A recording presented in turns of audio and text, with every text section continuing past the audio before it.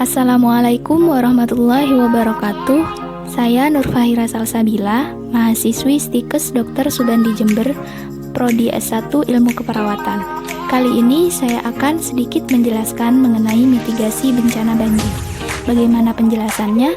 Mari kita simak bersama-sama.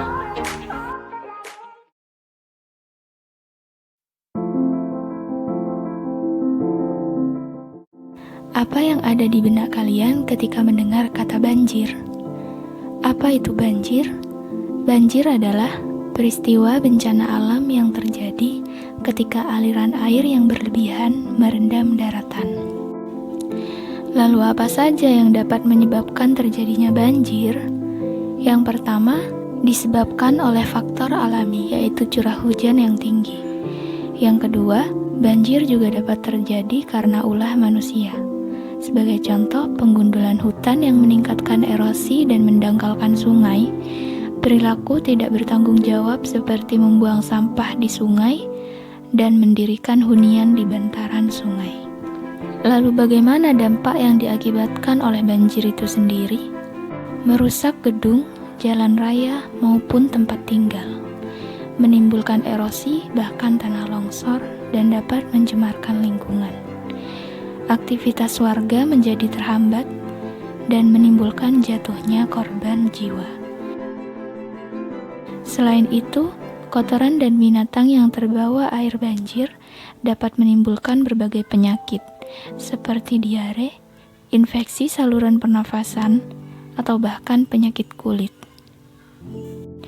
Oleh sebab itu, langkah antisipasi harus dilakukan baik sebelum, saat, dan pasca bencana banjir.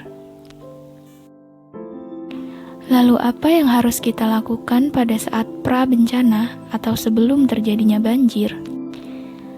Pertama, reboisasi atau memperbanyak resapan air. Kedua, membersihkan sampah di aliran air. Ketiga, membuang sampah pada tempatnya. Keempat, membuat selokan. Kelima, memindahkan barang-barang penting ke tempat yang lebih tinggi. Apabila terjadi banjir, yang harus Anda lakukan adalah: yang pertama, tenang, jangan panik. Kedua, segera mematikan aliran listrik atau hubungi PLN untuk mematikan aliran listrik pada daerah yang terkena bencana.